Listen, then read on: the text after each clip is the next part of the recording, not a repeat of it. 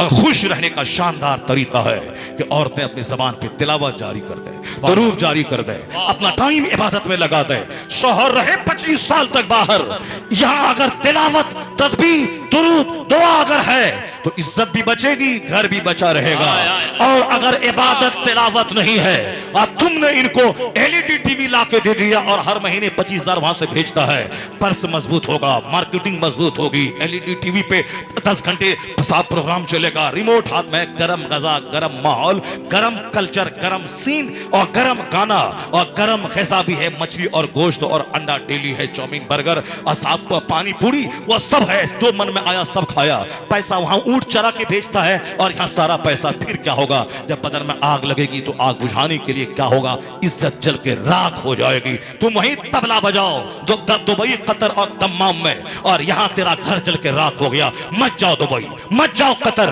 क्या करेगा 10 साल नौकरी करके अपने घर को पूजा कर? अगर बीवी को वहां रखना है तो रख, नहीं रखना है तो तू इनके साथ रह इनके साथ रह। अगर नहीं यहाँ रहता है, बाहर जाना जरूरी है, नौकरी यहाँ नहीं है, तो अपनी बीवी के हाथ में रिमोट हटा के उसको एक सिलेबस दे दे। फजर के बाद जब तक 3 पारे नहीं पढ़ना, नाश्ता मत खाना। जोहर के बाद जब तक तुम बाहर शरीयत 1 घंटा नहीं पढ़ना, खाना नहीं खाना। असर से मगरिब तक 1000 कलमा पढ़ना। मगरिब के बाद सूरह दुखान पढ़ना, सूरह वाक़िया पढ़ना, सूरह यासीन पढ़ना, सूरह मुज़म्मिल पढ़ना, जुमा के दिन सूरह कहफ पढ़ना और बिस्तर पे जाके या नबी सलाम अलैक पढ़ते पढ़ते सो जाना। अगर फजर से लेके इशा तक आपने रूटीन दे दी, तब तो समझे कि आबरू बची रहेगी। फुर्सत ही नहीं मिलेगी कि बदन में आग लगे, निगाह बहके, कान बहके, जबान बहके, नजर कुरान पर, नजर दुरूद पर, नजर कलमा पर, नजर अपने बाल बच्चों की तरबियत पर। अजनबी मर्दों से पर्दा है, निगाह बचेगी तो 10 साल के बाद आएगा तो इज्जत बची मिलेगी। नहीं तो जहां रिमोट लाके दिया और एलईडी टीवी दीवार को घेरने वाली लाके दे दिया, तो तुम वहीं रहो। ये बोलेगी अगले साल आइएगा, फिर बोलेगी अगले साल आइएगा, फिर बोलेगी अगले साल आइएगा। वही हुआ जो माहनामा अशरफिया में खबर छपी थी। आजमगढ़ की एक खातून शौहर बाहर रहता था, वहां से जब आया उसको भनक लगी कि ऐसा कुछ घर में हो रहा है, होटल अटेंड किया जा रहा है। उन्होंने उसी होटल में जाके घर वालों से छुट्टी ली कि मैं आज जा रहा हूं सऊदी के लिए, मेरी फ्लाइट परसों दिल्ली से है, मैं आज जा रहा हूं। वो गया उसी होटल में जाके ठहर गया। होटल वाले से बोला कि लाओ तेरे पास कितने कितने क्या है, कितना किसकी कीमत कितनी है। उन्होंने जब चेहरा दिखलाया तो उन्होंने पहचान लिया भीड़ भाड़ में, ये तो मेरी खातून का चेहरा का, इसलिए चाहिए चाहे जितने पैसे चाहिए। उन्होंने फौरन फोन किया कि आज क्लाइंट आया है। वो समझी शौहर तो चला गया। अब उन्होंने फौरन सज धज के सवर के आई, उसी कमरे में जब गई तो शौहर को देखने के बाद क्या हाल हुआ होगा वह सबों को मालूम है। सकते में पड़ गई और क्या उसके आगे की जिंदगी हुई वह तो वो जाने। मगर मैं सिर्फ ये कहना चाहता हूं हालात कितने खराब हो गए। शौहर के साथ जो रहने वाली है बाहर से आया है और फिर वो शौहर अभी 1 दिन हुआ है गए हुए, अगर तो 4, 10, 50 महीना हो गए तो चलो बहुत दिन हो गए, शैतान का जबरदस्त गलबा हुआ। यहाँ तो 1 दिन पहले वो गया है। मगर मालूम है गुलाब का जो फोरा चूसने वाला भोरा जब गुलाब को नहीं चूसे तो मर जाएगा। पाखाना का कीड़ा जब तक पाखाना नहीं चाटे तो वह मर जाएगा। अगर भोरे को पाखाने के पास भेज दें तो मर जाएगा। उस पाखाने के कीड़े को गुलाब पर डाल दें तो वह मर जाएगा। उसको कीड़ा को पाखाना चाटते चाटते लत लग गई है।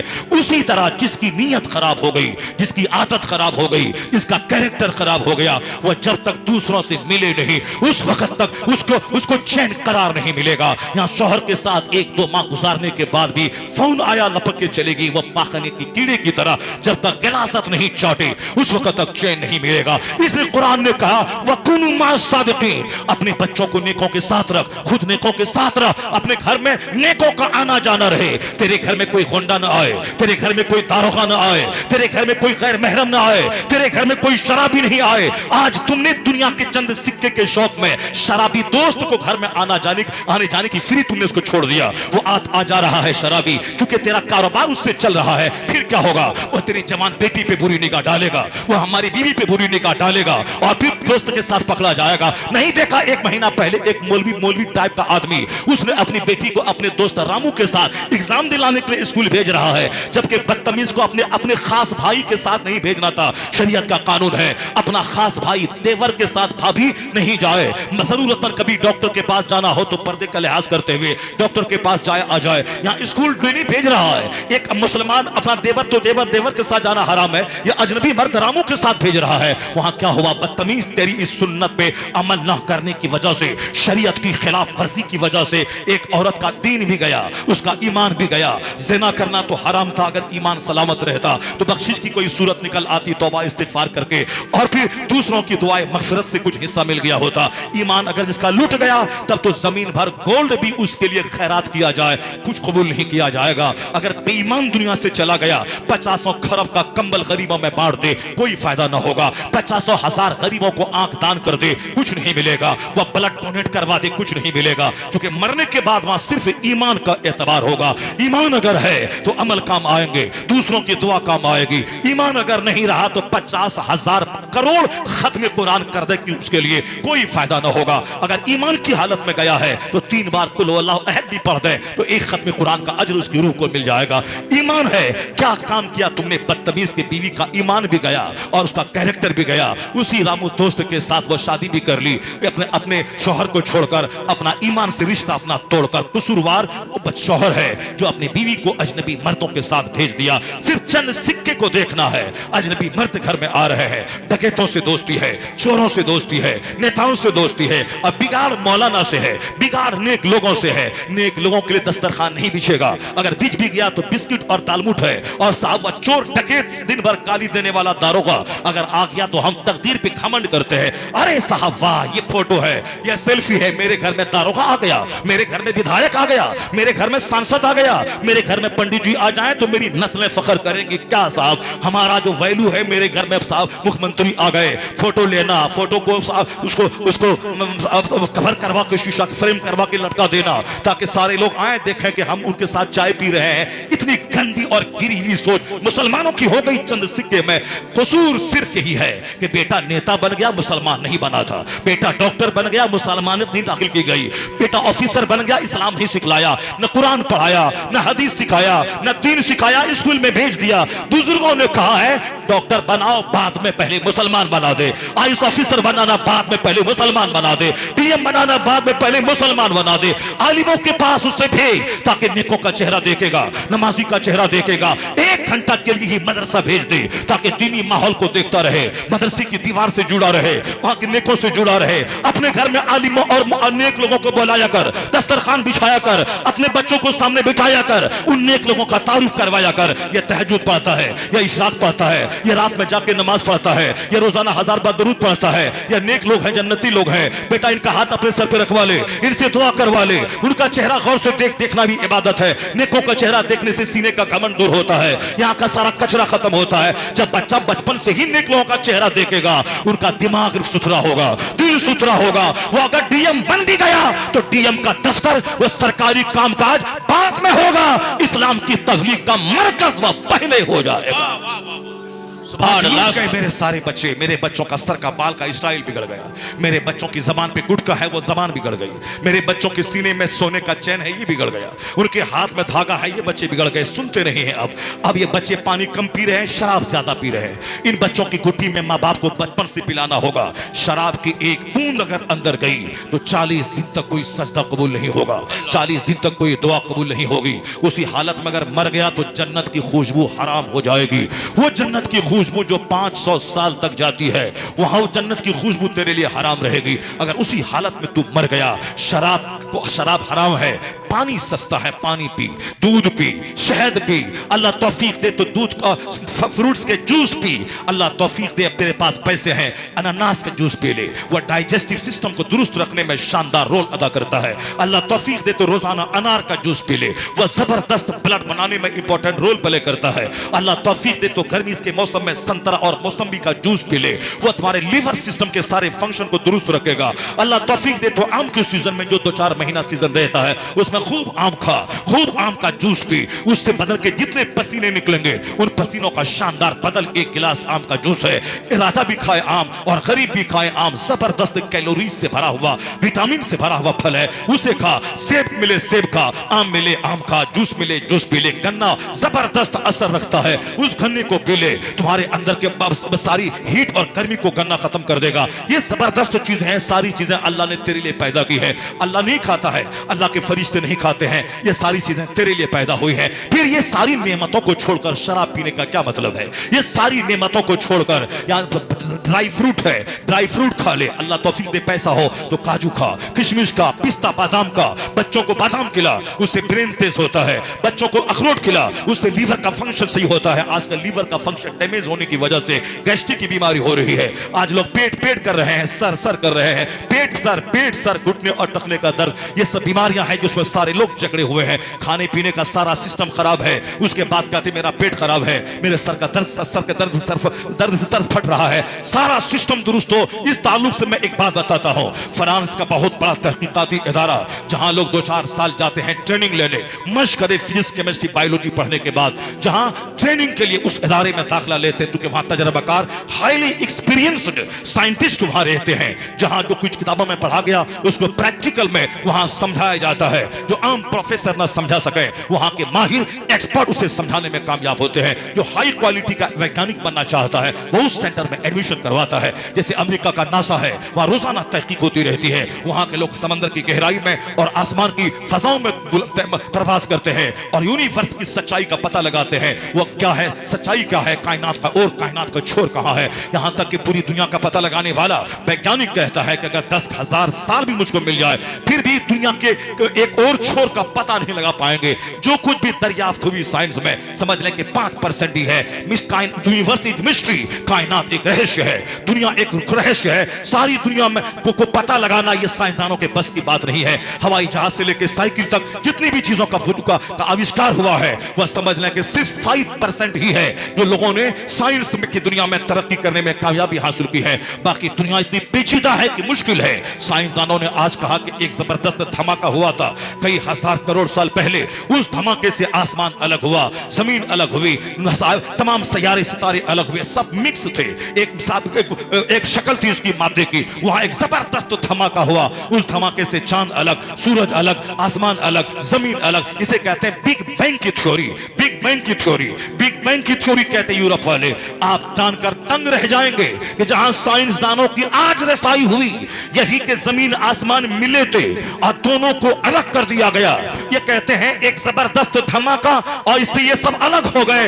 इनकी बात अगर सच्ची है और ये बात है भी सच्ची तो फिर यही बात कुरान करीम में 1400 साल पहले जो किताब दुनिया में नाजिल हुई उस किताब में इसी को किस तरह है। इस बात को अल्लाह फरमाता है, अवलम यरल लज़ीना कफरू अन्ना समावाति वल अर्दा कानता रतकन फफतकनाहुमा। अल्लाह कहता है ये काफिर देखते नहीं कि जमीन और आसमान ये दोनों आपस में मिले हुए थे और हमने इन दोनों को जुदा कर दिया। फफतकनाहुमा, ये कहते हैं ब्लास्ट हुआ, धमाका हुआ जिससे दोनों अलग हो गए। यही बात कुरान 1400 साल से दुनिया वालों को बता रहा है। यह इस बात की दलील है कि मुसलमानों का बच्चा फिजिक्स बाद में पढ़े पहले कुरान पढ़े, केमिस्ट्री बाद में पढ़े पहले कुरान पढ़े, बायोलॉजी बाद में पढ़े पहले कुरान पढ़े। क्योंकि जहां भी साइंटिफिक डेवलपमेंट है अगर सच्चाई है उसका रिश्ता कुरान और हदीस से कहीं न कहीं जुड़ा हुआ है। नारे तकबीर, कहीं जुड़ा हुआ, नारे रिसालत, अज़मते कुरान, नारे तकबीर, नारे रिसालत। कभी कुरान और साइंस पे बात हो तो 2.5-3 घंटे तक मैं आपको ये बताऊं कि साइंस आज क्या कह रही है और कुरान शरीफ की आयतों में यही तहकीक किस तरह फसाहत और सराहत के साथ दुनिया वालों की आयतें क्या पैगाम दे रही है। ये तो कुरान पाक की आयत मैंने सुनाई ताकि आपको पता चल जाए कि कुरान में सिर्फ नमाज, रोजे, हज और ज़कात की बातें नहीं है। कुरान सारे उलूम व फनून का सरचश्मा है, fountain of knowledge and wisdom है। हमारे बच्चों को कुरान पढ़ना और समझना चाहिए ताकि जो बातें physics, chemistry, biology, astrology, astronomy में पढ़ते हैं उन्हीं बातों को जब वह कुरान में पढ़ेंगे तो उसका ईमान स्ट्रांग हो जाएगा। उसको लगेगा कि मेरा मजहब हक है, मेरे मुस्तफा हक है, कुरान सच है, मेरा खुदा सच है, कयामत कायम होगी, हिसाब किताब होगा, जन्नत जहन्नम हक है। ये पढ़ता जाएगा, अकीदा इनका मजबूत होता चला जाएगा। मेरे बच्चे चूंकि फिजिक्स, केमिस्ट्री, बायोलॉजी ही पढ़ते हैं, कुरान नहीं पढ़ते। आलिमों को कह दिए तो सिर्फ कुरान खानी करने वाला, निकाह पढ़ाने वाला, जनाजा पढ़ाने वाला, ये हमारे घर माँ के सूर्य बकरा पढ़ के भूत भगाने की दुआ करने वाला है। इसके आगे ज्यादा और क्या जानता है। इसीलिए मेरे बच्चों का यह घमंड मदरसों से दूर कर दिया, आलिमों से दूर कर दिया, नतीजे में कुफ्र से करीब कर दिया। अब जरा गौर से सुनिए, फ्रांस का वह तहकीकाती इदारा, अरब ममालिक का एक शख्स जो highly qualified physics, chemistry, biology और साइंस पढ़ने वाला, वो आला तजर्बा के लिए उस दरसगाह में वो एडमिशन करवाने के लिए पहुंचा ताकि और ज्यादा मैं साइंस की गहराई और डेप्थ में पहुंच जाऊं।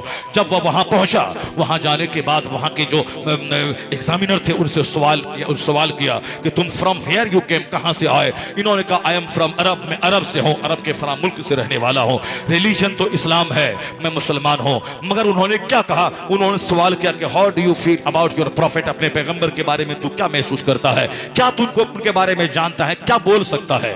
यह पैदा हुआ था अरबपति घराने में और साइंस के साइंसी माहौल में आंख खोला था। वहां उनके बाप माँ ने दीन इस्लाम पर तो जोर नहीं दिया था जिस तरह आजकल मॉडर्न लोग हमारे घर में होते हैं। ठीक है, बाप मर गया, मौलवी को बुला लो, कुरान शरीफ बांट दो, मौलाना को कपड़ा दे दो, मदरसे के 50 बच्चों को बुला लो, उसके बाद फिर घर में जो हो रहा है सब हो रहा है। यानी ये काम भी एक रस्मी तौर पर करना है ताकि लोग ना बोले कि बाप और माँ मर गए, कुछ नहीं किया। बाजार से 100 बकरा खरीद के ले आओ और इलाके के सारे मौलवी, सारी मस्जिदों के इमाम, सारे बच्चों को खबर कर दो, तब फला दिन हम 40वां है, बरसी है और सब कुरान खानी होगी, सबको खबर हो गई। वाह साहब, क्या जबरदस्त धमाल के साथ 40वां मनाया है। तो 100 बकरा ज़बह किया, बिरयानी खिलाई, 10,000 लोग खाना खाए, यानी सिर्फ नाम नमूद शौक की खातिर। बाकी मौलाना मौलवी का कोई मसरफ नहीं है। ये मॉडर्न लोग जो आज हैं, अरबपति खरबपति लोगों के यहाँ क्या होता है, ये सब होता है। कुरान पढ़ने वाला बच्चा नहीं मिले तो अरे कुरान ही तो सुनना है, मुसलमानियत को बचाना है तो टैप रिकॉर्डर ऑन कर दो। अब वहाँ आज का तो 300 पारों की सीडी मिल रही है, अब वहाँ सुनवा दिया, 10 पारे पढ़ा, सुबह से शाम तक पढ़ा,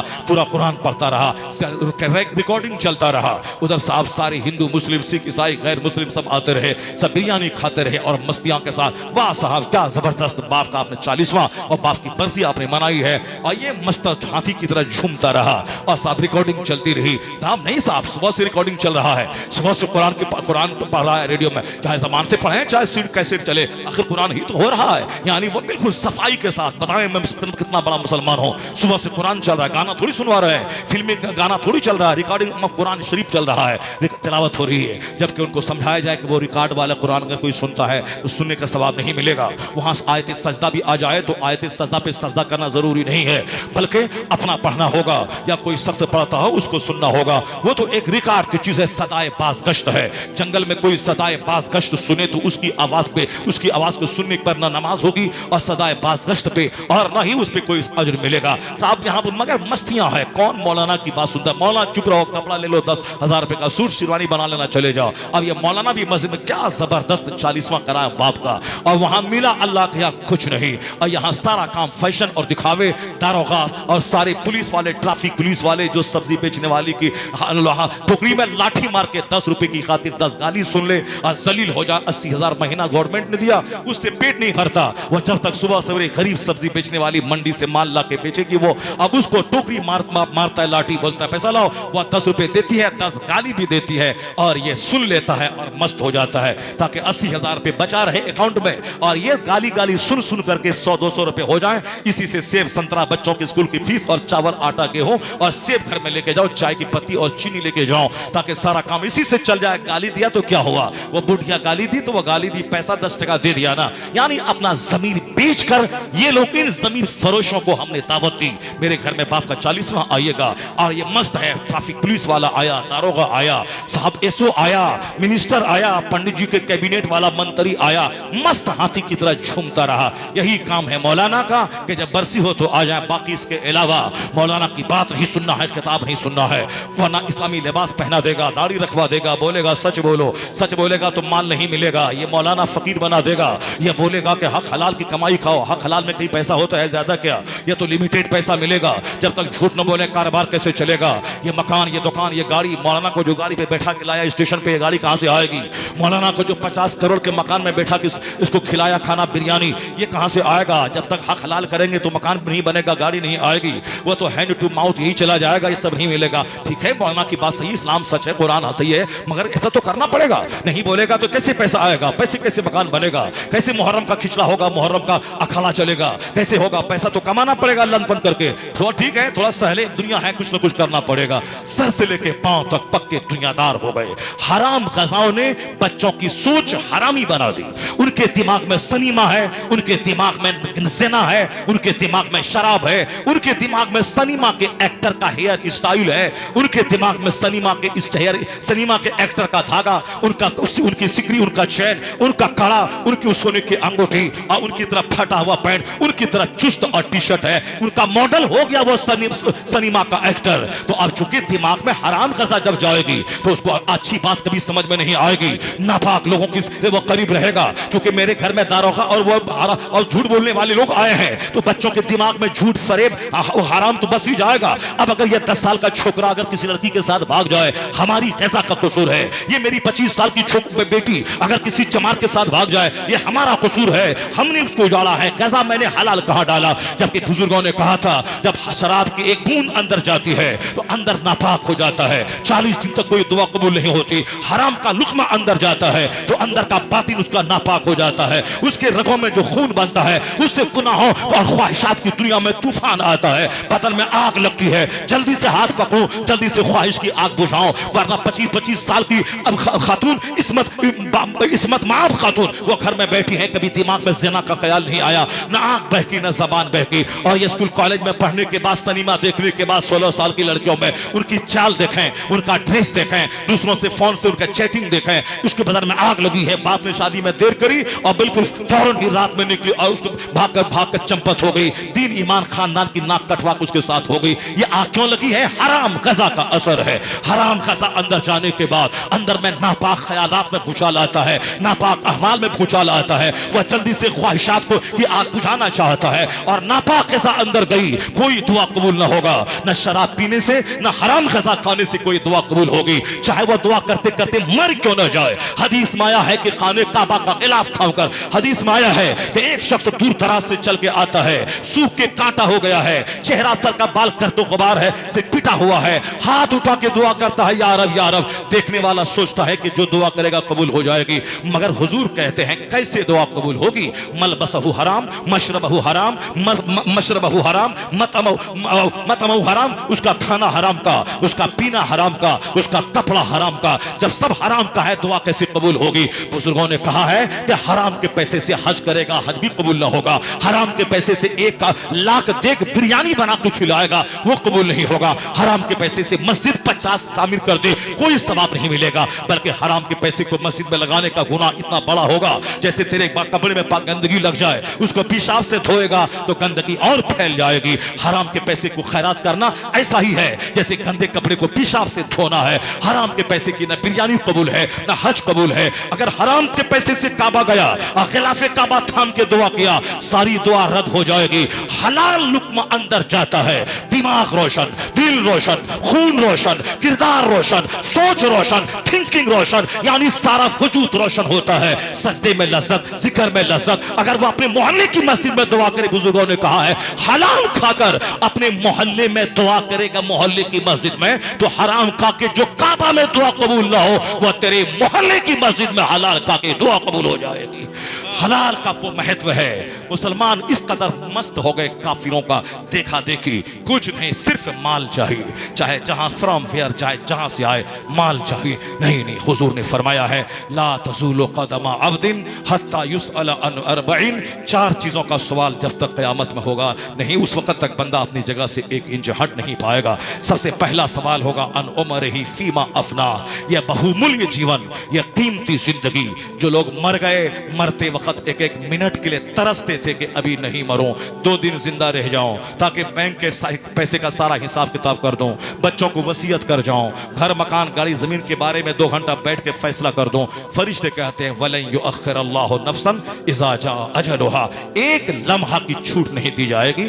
50 साल की लंबी छूट में नहीं संभला तो 2 दिन में क्या संभलेगा? 70 साल की लंबी उम्र अल्लाह ने दी और तुम सोचा कि जिंदगी मेरा हक है, जो मुझको मिल गई है जिंदगी, और फिर कभी मैं मरूंगा नहीं। तुमने सोचा नहीं कि तेरे पीछे मौत की तलवार लटक रही है, किसी भी वक्त में यह तलवार तेरी जिंदगी का खात्मा कर देगी। और अभी जब मौत को आंखों से देखा है तो कहता है 2 दिन की मोहलत मिल जाए, 2 सेकंड की मोहलत नहीं मिलेगी। उस वक्त आदमी अपने सीने पे गम का पत्थर रख के चला जाता है। सारी कमाई, सारी छतों को हसरत भरी निगाहों से देख करके दुनिया का सारा गम सीने पे रहता, सारे गम से बड़ा गम छोड़ने का गम और फिर आखिरत का गम, वह सब लेके दुनिया से चला जाता है। जब मौत इतनी ही है, इतनी कीमती जिंदगी का इस्तेमाल कैसे किया वो तो पूछा जाएगा। अल्लाह के रसूल फरमाते हैं ये बहुमूल्य जीवन जिसका एक एक मिनट कीमती है, एक एक सेकंड कीमती है।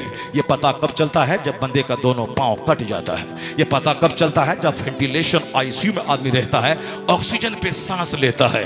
अब ये सांस ले रहा था, मौलाना की तकरीर कितना समझाने वाला आया चला गया। ये समझाने आए हैं, आए समझाएं जाएं, ज्यादा बात ना बनाए। कौन चलता है कौन अमल करता है, बड़े बड़े टिस्मार खा आए चले गए, ये आए हैं समझाने के लिए। आए बस खाओ खाओ पियो टका लो जाओ, जैसे हम जी रहे हैं जीने दो। कौन खुदा, कैसा खुदा, कैसी क़यामत जब जैसा होगा देखा जाएगा।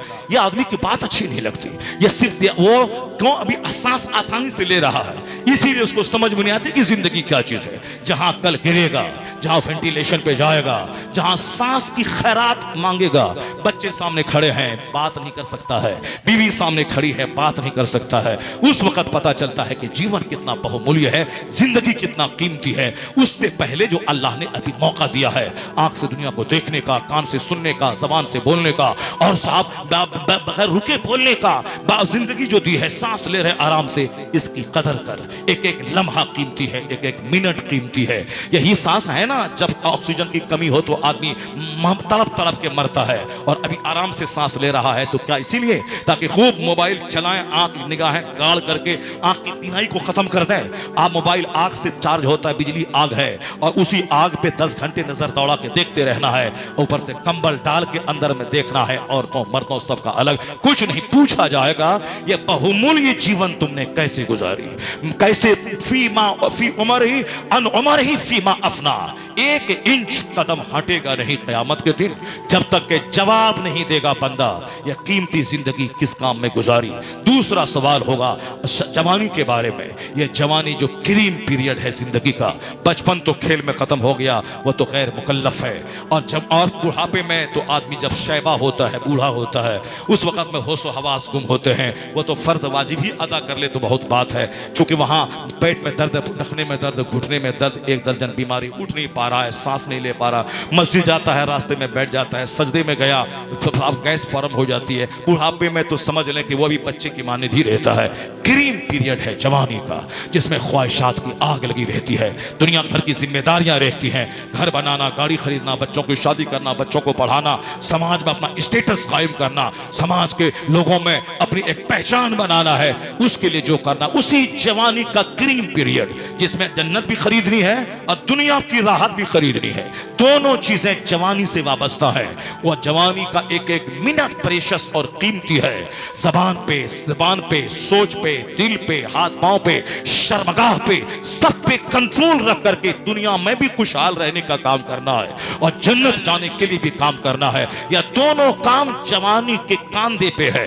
चूंकि अभी आदमी 12-12 घंटे रात में जाग सकता है, एक रकात नमाज नफल पढ़ सकता है जो बुढ़ापे में मुयस्सर नहीं होगा। अभी तिलावत कर सकता है, 5 दिन में खत्म कुरान कर सकता है, खूब मेहनत करके फजर के बाद से लेके जोहर तक 8 घंटे खूब मेहनत करके फैक्ट्री में, दुकान में पढ़ लिख करके नौकरी तलाश करने में, वह जिस तरह से हो, खेती बाड़ी, तिजारत, सनत, इरफत, ये जवानी का है। रात भर सफर करके, दिन भर सफर करके जो जवानी का को खूब काम में लगा दे, ताकि दुनिया में दूसरों का मोहताज न रहे और जन्नत का मोहताज, जन्नत आखिरत में जन्नत के मोहताज न रहे, आखिरत में जन्नत हमारी तकदीर में लिख दिया जाए। वह जन्नत का काम भी जवानी से वाबस्ता है और दुनिया की खुशहाली भी जवानी से वाबस्ता है।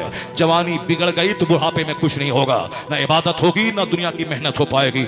इस उम्र के बारे में पूछा जाएगा कि जवानी तुमने किस काम में गुजारी। 1 इंच बंदा हटेगा नहीं। ला तज़ूलु क़दमा अब्दिन हत्ता युसअला अन 40, जब तक 4 चीज के बारे में सवाल ना हो जाएगा, बंदे का पांव 1 इंच अपनी जगह से हटेगा नहीं। इस बात को हमेशा याद रख ले। जैसे मौत अचानक आती है, चाहे आप बादशाह, मिनिस्टर, कुछ भी हैं, कुछ नहीं चलेगा, आएगी मौत, आप बेबस। जैसे आप बेबस हैं, उसी तरीके से जिस तरह ये मौत फैक्ट है, उसी तरह मरने के बाद कयामत कायम होगी, ये फैक्ट है। अगर कोई बोलता है कि होगा कि ना होगा कौन जानता है, कयामत कायम होगी कि नहीं होगी कौन देखा, वह काफिर हो जाएगा। क्योंकि मोमिन बनने के लिए यह ब्लाइंड आंख बंद करके करके विश्वास करना पड़ेगा। अल्लाह हक है, रसूल हक है, सारी अल्लाह की किताबें हक है, क़यामत हक है, इसको मानना पड़ेगा चाहे कुछ भी हो। जिस तरह आसमान बगैर खंबे के खड़ा है, ये है जमीन समंदर के ऊपर में खड़ी है, ये पहाड़ पिलर बन के जमीन को हिलने से रोकता है, वो हक है। सूरज चांद डेली उगता है, डेली डूबता है, ये हक है। उसी तरह इससे ज्यादा फैक्ट है कि क़यामत कायम होगी, सवाल जवाब होगा, पूछा जाएगा। हुजूर हक है, हुजूर की सारी बात हक है, फैक्ट है, पूछा जाएगा। तो दूसरा सवाल जवानी के बारे में।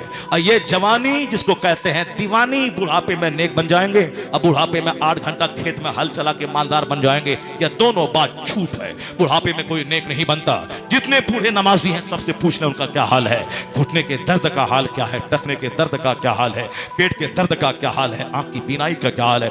हर बूढ़े को सिर्फ एक ही फिक्र है कि बेटा से पैसा ले और डॉक्टर से दवाई लाए। बुढ़ापा मौत का सिग्नल है कि अब मौत बिल्कुल करीब आ गई, कब्र के बिल्कुल नजदीक है, ताकि तैयारी बढ़ा दे। मगर बुढ़ापा जो सारी जवानी गुजरी है खुराफात में, बुढ़ापे में भी सिर्फ दवाई और डॉक्टर का ख्याल आता है, मौत का ख्याल नहीं आता है। बुढ़ापे में इलाज छोड़ दे, बल्कि ये बोल के अब मौत के करीब में पहुंच गया हूं, वहां की तैयारी क्या हो रही है। अब मैं बिल्कुल सुबह मरूं कि शाम मरो, जब मौत का सिग्नल है सफेद बाल, जब मौत की अलामत है बुढ़ापा, तो जब जहां जा रहा हूं, जहां खरबों साल महासंख्यों साल रहना है, वहां के बारे में कभी कोई बूढ़ा बात नहीं करता। हजरत दुआ का कोई मिलने वाला आया, बाबू दुआ करना कि मेरी मौत आसानी से हो जाए, मरते वक्त ज़बान पे कलमा नसीब हो जाए, ताकि जिस दुनिया में जा रहा हूं खरबों साल जहां रहूंगा, बेगिनती साल, वहां अल्लाह आराम दे दे। दुनिया में जो हुआ हुआ, बस ईमान पे मौत हो जाए। हर आने वाले से दुआ करनी चाहिए। नहीं बोलता है कि कोई डॉक्टर अगर हो तो पता बताओ जो आंख की बीनाई थोड़ी सी दे दे, कोई डॉक्टर हो तो बताओ थोड़ा हाथ कांप रहा है, थोड़ा ठीक हो जाए, थोड़ा ठीक हो जाए। यानी बहुत सारी जवानी कट गई, वो हाथ की कपकपाहट का इलाज करवाना ढूंढ रहा है।